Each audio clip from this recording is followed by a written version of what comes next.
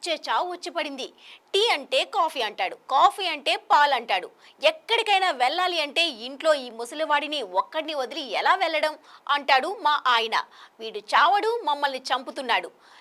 నిమిషానికి ఏదో ఒక రోగం అంటాడు. హాస్పిటల్కి వెళ్ళేదాకా వేపుకు తింటాడు. పెద్దవాళ్ళున్న ప్రతి ఇంట్లో ఈ మాటలు వినిపిస్తూనే ఉంటాయి.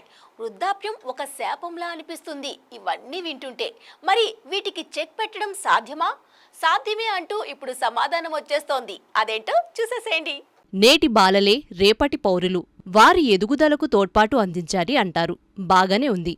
మరి నేటి పౌరులే రేపటి వృద్ధులు. ఆ వృద్ధాప్యంలో వారిని బాగా చూసుకోవాలి అని ఎవరూ అనరే? రేపటి నవసమాజాన్ని నిర్మించిన పెద్దలు వృద్ధులైతే వారిని కంటికి రెప్పలా కాపాడుకునే బాధ్యత మనది కాదా?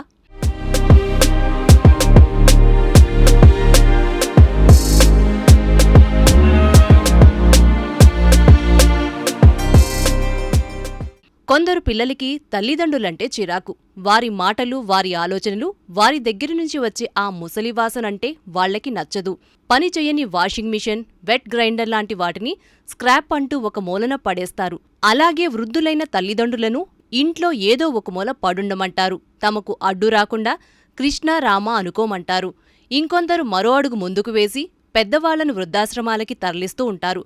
ఇంకొందరు దౌర్భాగ్యులు పేరెంట్స్ సంపాదించింది లాక్కుని వాళ్లని బలవంతంగా ఇంట్లోంచి వెళ్లగొడుతుంటారు.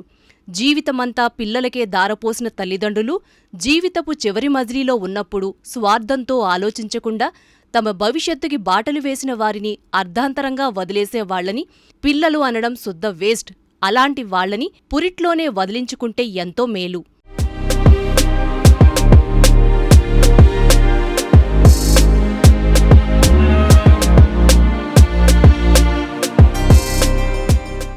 పిల్లలందరూ చెడ్డవారు, తల్లిదండ్రులను పట్టించుకోరు అనడం కరెక్ట్ కాదు.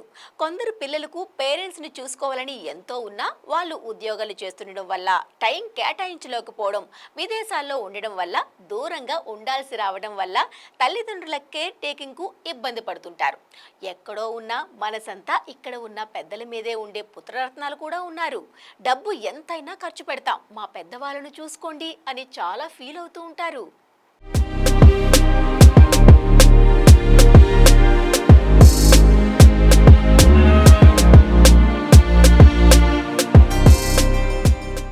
టెక్నాలజీ ఇప్పుడు ఈ సమస్యకి చెక్ పెడుతోంది. వృద్ధుల ఆరోగ్యాన్ని ఎప్పటికప్పుడు మానిటర్ చేసే స్మార్ట్ వాచ్లు, పరికరాలు ఇప్పుడు వచ్చేశాయి. షుగర్, బీపీ, హార్ట్ బీట్ వివరాలను ఎప్పటికప్పుడు గమనించి మెషిన్ లెర్నింగ్ ప్రోగ్రామ్ సాయంతో అనలైజ్ చేసి హెచ్చరించే పరికరాలు అందుబాటులోకి వచ్చాయి. వీటి వలన అవసరమైన సౌకర్యాలు, చికిత్స అందించేందుకు వీలు కలుగుతోంది. పెద్దల కోసం అన్వయ కిన్ కేర్ టెక్నాలజీ వృద్ధులకు సేవలు అందిస్తోంది. స్మార్ట్ వాచ్ సాయంతో ఇంట్లో ఒంటరిగా ఉన్న వృద్ధులను గమనిస్తూ వారు జారిపడినా లేక సిక్కైనా పిల్లలకు ఇన్ఫర్మేషన్ అందిస్తుంది. అలాగే తమ కేర్ టేకర్స్ ద్వారా అవసరమైన సేవలు అందిస్తుంది. జియో ట్యాగింగ్, జియో ఫెన్సింగ్ టెక్నాలజీస్తో మతిమరుపుతో ఎటో వెళ్లిపోయే పెద్దలకు రక్షణ కల్పిస్తుంది కూడా.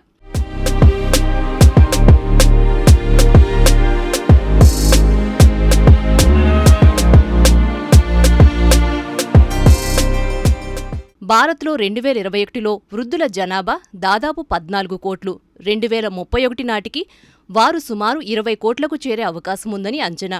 ఐక్యరాజ్యసమితి జనాభా నిధి ఇటీవల విడుదల చేసిన ఇండియా ఏజింగ్ రిపోర్ట్ 2023లో నిస్సందేహంగా, సాపేక్షంగా యువ భారతదేశం రాబోయే దశాబ్దాలలో వేగంగా వృద్ధాప్య సమాజంగా మారుతుందని హైలైట్ చేసింది.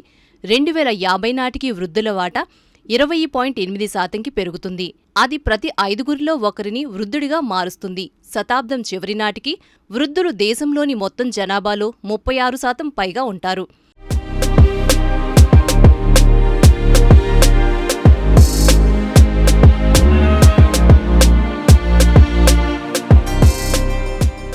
కుటుంబ సంక్షేమానికి సర్వశక్తులు దారపోసే వయోధికులు ప్రపంచవ్యాప్తంగా తుది దశలో ఎన్నో సమస్యలు ఎదుర్కొంటున్నారు. కన్నబిడ్డలు వారిని సరిగ్గా పట్టించుకోవడం లేదు. విశ్వవ్యాప్తంగా ప్రతి 6 వయోధికుల్లో ఒకరు శారీరక, మానసిక, లైంగిక, ఆర్థిక పరమైన వేధింపులకు గురవుతున్నట్లు అధ్యయనాలు వెల్లడిస్తున్నాయి.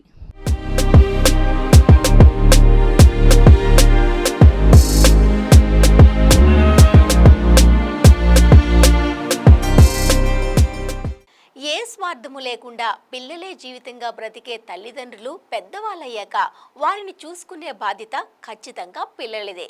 దీనికి అవసరమైన చట్ట సవరణలు కూడా చేస్తే మంచిదేమో. పెద్దల ఆస్తులే కాదు, పెద్దవాళ్ళు కూడా ఒక తరగని సంపద అనే జ్ఞానం బిడ్డలకు వస్తే వృద్ధులైన పేరెంట్స్ తమకు చావు ఎప్పుడు వస్తుందా అని ఎదురు చూసే రోజు రానే రాదు.